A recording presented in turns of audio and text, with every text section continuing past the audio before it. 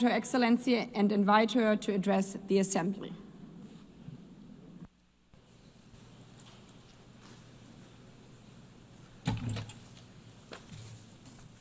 Madam President of the General Assembly, Excellencies, ladies and gentlemen, 80 years ago, the world entered a new era, better times. On the 27th of January, 1945, the Auschwitz concentration camp was liberated. On the 8th of May, 1945, the war in Europe ended, and on 25 June 1945, 50 states adopted the United Nations Charter in San Francisco.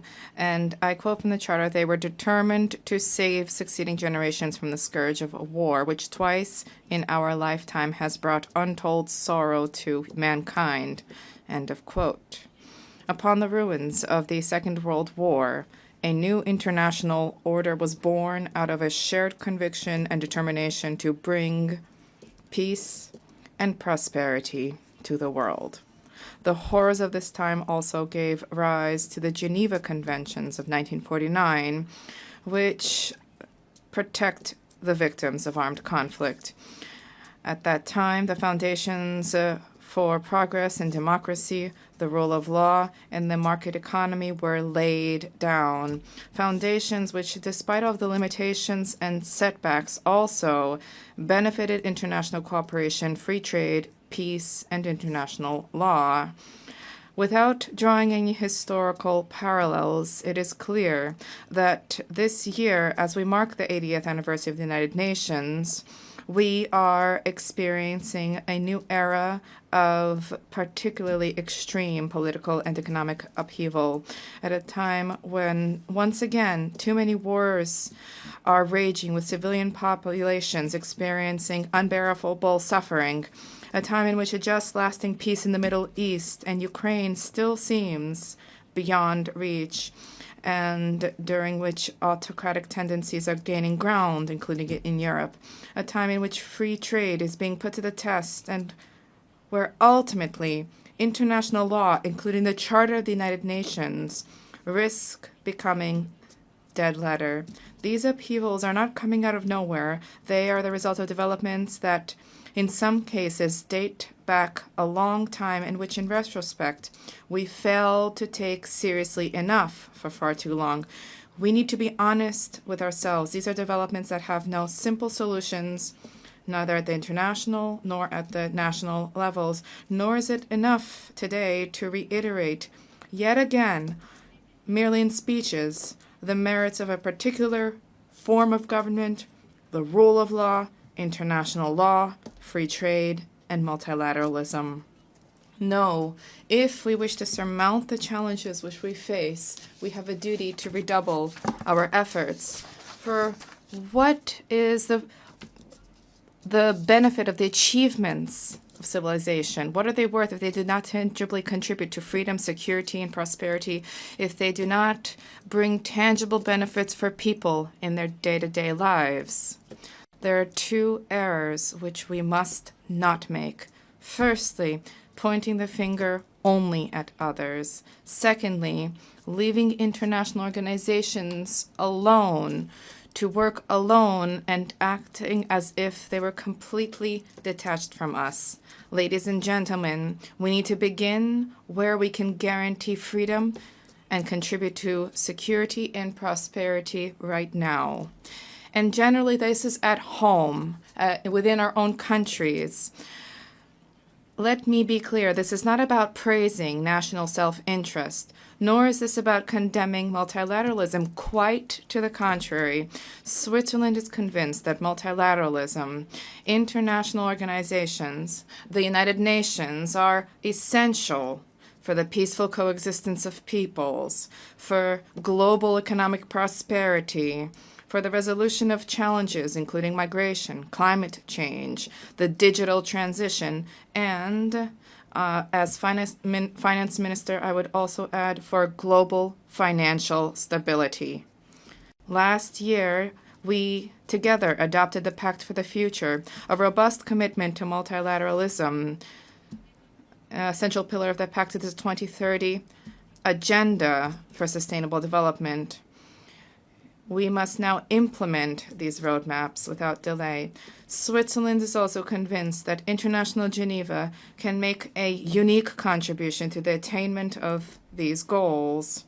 Geneva, as the United Nations leading operational center, has robust expertise in numerous crucial areas for our future, particularly those related to humanity and innovation. This is a unique unparalleled ecosystem for reflection, discussion, and concerted action. But a strong international organization needs strong members. And when I say strong, I do not mean strength in terms of size or strength in terms of military might. I am talking about states that are in a position to provide their citizens with an environment in which they're able to flourish and to express themselves freely and in complete safety and security. Security not just in the military sense, but also at the legal, economic, and social security level. Security and freedom are essential prerequisites for economic growth and therefore for prosperity. They require institutions that are legally sound, reliable, and capable of taking action, and they require political, social, and financial stability. And here, each state has an obligation to shoulder its own responsibilities. We cannot simply delegate our responsibilities to an international organization.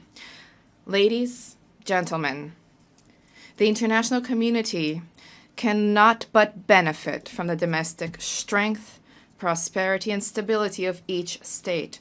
Only strong states, strong domestically, can demonstrate true solidarity and contribute to a successful, prosperous international community. But we need to also redouble our efforts as an international community. Today, more than ever before, the United Nations must also take a critical look at itself to consider whether it is still able to fulfill its role as the 50 states intended when they adopted the Charter in San Francisco on 25 June 1945.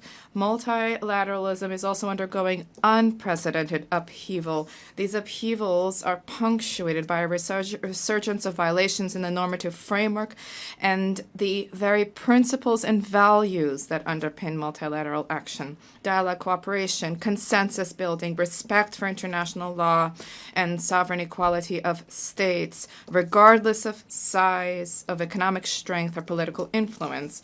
Switzerland calls upon all states to make a firm commitment to uphold the principles and values enshrined in the Charter of the United Nations 80 years ago. This is the prelude to any reflection on reforms and efficiency measures to strengthen the impact of our actions in the 3 pillars of the organization. With this in mind, we fully support the UN 80 reform program of the Secretary General. A greater effectiveness, coherence, agility, and impact of multilateral action should each guide our decisions. A structured, well-thought-through approach together for defining the UN of the future is vital. I can assure you that Switzerland will continue to work towards reform. We remain committed to the reform efforts to a more effective and efficient United Nations and to sustainable multilateralism, both as a reliable host state and as a committed member state. Excellencies, ladies and gentlemen, we are not in the same situation today as we were 80 years ago. We are in the midst of a critical phase, and the next chapter of history is yet to be written. This also means that we can play an active role in shaping it. And I quote an Auschwitz survivor, the Italian writer Primo Levi, "It happened. Therefore, it could happen again." This is the core of what we have to say. End of quote. But it doesn't have to happen again, and indeed it must not happen again. This is why the United Nations was created 80 years ago, and this is also why we are here today.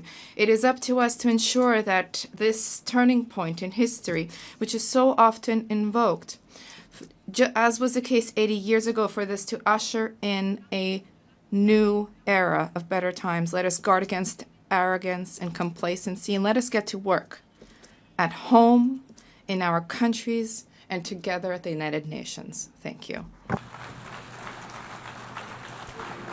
Merci. I thank, on behalf of the Assembly, the President of the Swiss Confederation. The Assembly will hear now an address by His Excellency